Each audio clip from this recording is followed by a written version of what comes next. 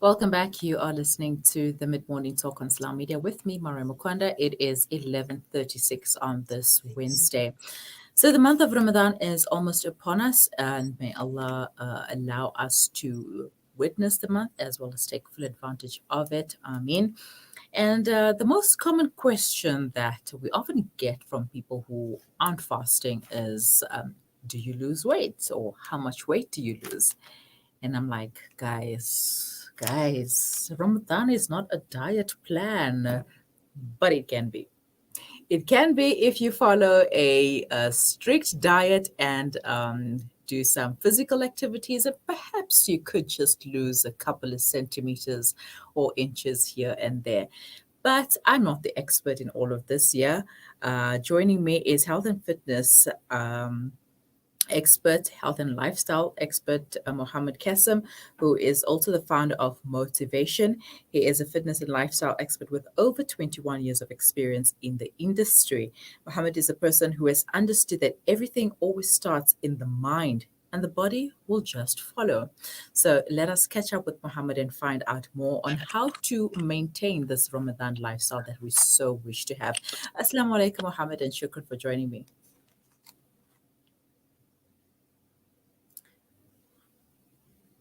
I can't hear you, Mohammed. Yeah, can you hear me? Walaikum salam. Yes. Thank you so much for having me. Alhamdulillah, it's a pleasure. All right. So first of all, I'm sure the question that you get most of the time is, can we exercise in Ramadan?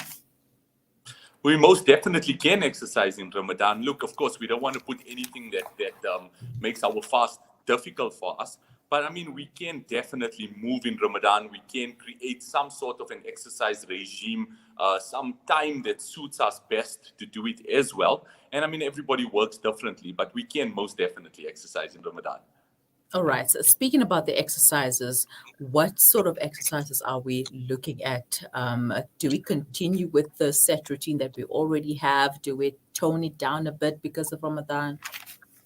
Look, depending on the percentage wise that you go on a daily basis, if you are Yeah. going at 100% every day, I would say definitely tone it down to about 60%. Let's use Ramadan as a time where we just maintain our fitness goals instead of trying to Mhm. achieve new fitness goals. Of course, we don't want to stop for the full 4 weeks of Ramadan. It's going to be difficult to get back into it again after that. So 3 to 4 times a week at 60 to 70% of what you are capable of doing should keep your fitness regime quite stable for that month. Mhm.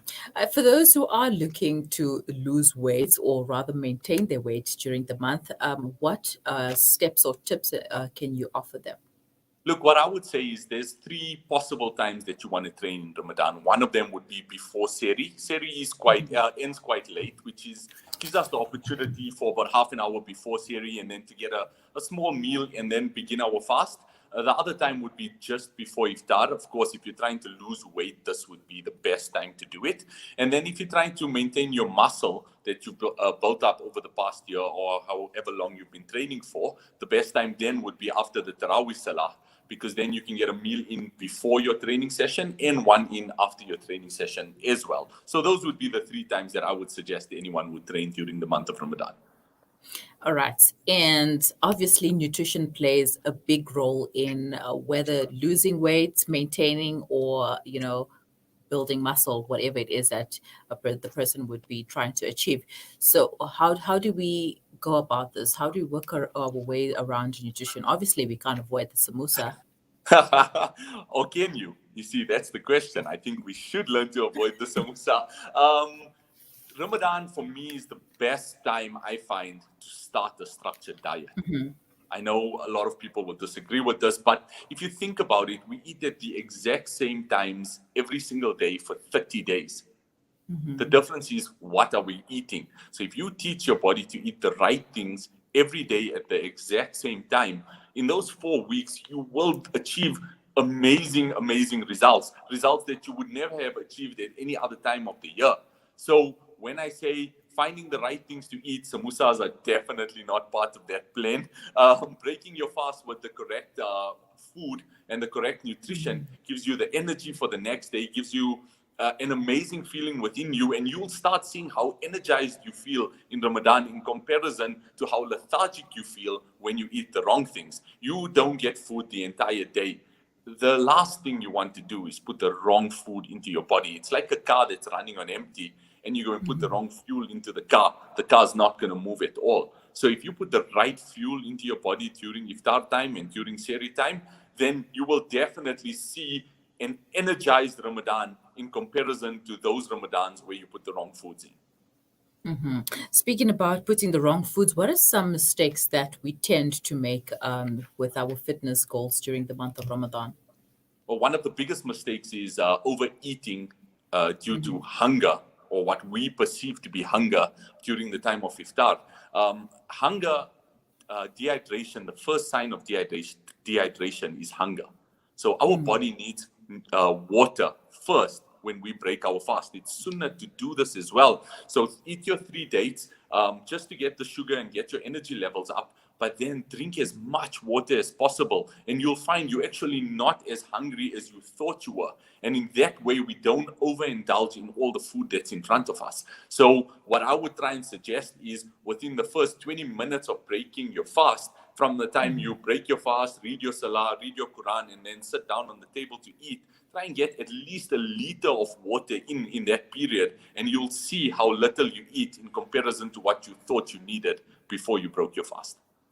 Some of us do struggle to get a liter of water before Ramadan. Now Ramadan is coming, we're like, how are we even going to manage 500 mils of water?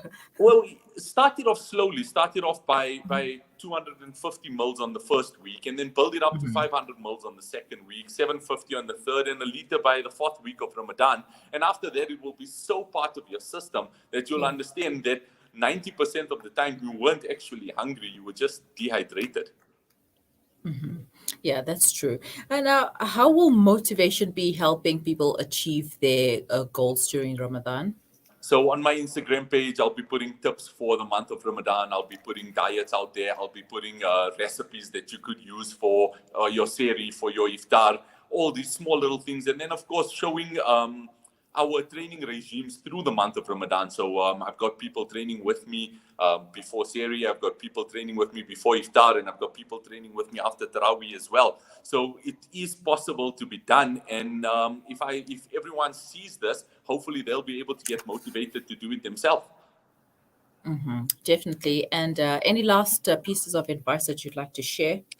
The body is an amanat, and I know in Ramadan we need to increase our ibadat much more. So the body is an amanat given to us by Allah, and looking after it is an ibadat in its own. So being the month of Ramadan and using only ibadat as an excuse, but not looking after one of the most important amanats that have been given to us, I think is really, really wrong. So we need to look after our body in this month more than most months. If you look at our 5 pillars in Islam, 4 of those pillars demand good health. Performing our salah, performing hajj, fasting in the month of Ramadan, and being able to work so that we can pay our zakat demands our health to be in good order. So it's very important that we look after our body. And I think a month like this can help our mind, body, and soul all reset and get into alignment of what it needs to be. Definitely, which is why everybody is for joining this intermittent fasting thing, because they can see the benefits of fasting that it Most does to the mind, body, yes. and soul. All right, motivation. How can people contact you? Instagram is the best platform to contact me on. So give me a follow there and drop me a message if you have any queries or anything, and I'll be definitely available to help you with anything that anyone has queries about or questions about. All right, awesome. Shukran so much for your time, and have a wonderful day. Assalamu You alaikum. as well, Maryam. Walaikum salam. That was Mohamed Cassim, the founder of Motivation. You can find him on Instagram as Motivation, not motivation as how you would normally spell motivation. Yeah, no, not that one. And Ramadan is almost upon us, and I know some of you can't wait because you get to lose weight. Well, why are you even using the month of Ramadan as a means for you to lose weight? You should have been focusing on losing weight before the month of Ramadan so that you can get all your ibadah in. You can do everything that you need to do. We have a comment here by Spiwe Ibrahim Kabinde. Mashallah, shukran for all these beautiful advices. Ramadan Mubarak to one and all in advance.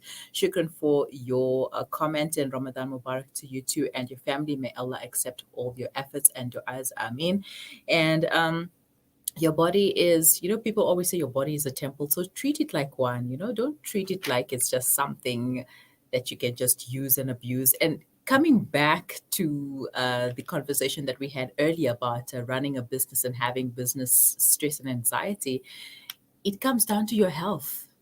Health is wealth. That's the only wealth that you really need in this world. A healthy mind, a healthy body, a healthy soul, so that you can focus on things that you really need to do. You can focus on looking after your family, your children. You can focus on the work that you need to do, but it comes down to your body. You need to look after your body. Drink as much water as you can. Eat right foods, healthy foods. I'm not sure that I can call it right foods, because these days we don't even know what is right and what isn't. So eat correct foods. Add in a lot more vegetables and fruit. And take that plate seriously. That plate division, take it seriously, where you have half of the plate your veggies, and the other quarter your protein, and the other quarter your starch. That is important, and that has helped me and probably helped a lot of other people. And I'm still on that journey, so I can now wear my pants with a belt, so that means that I've lost something. Yeah. And we're going into the month of Ramadan with that same energy, with that same passion, with that same zeal. And we're going to come out of it and continue with the rest of the year the same way. So it starts in the mind, and the body will carry it through.